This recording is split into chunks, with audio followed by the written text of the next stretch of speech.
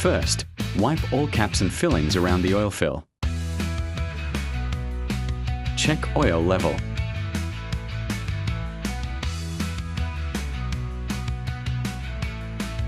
Wipe it clean using a cloth or rag. Insert the dipstick fully back into its tube. If necessary, we recommend adding genuine John Deere oil.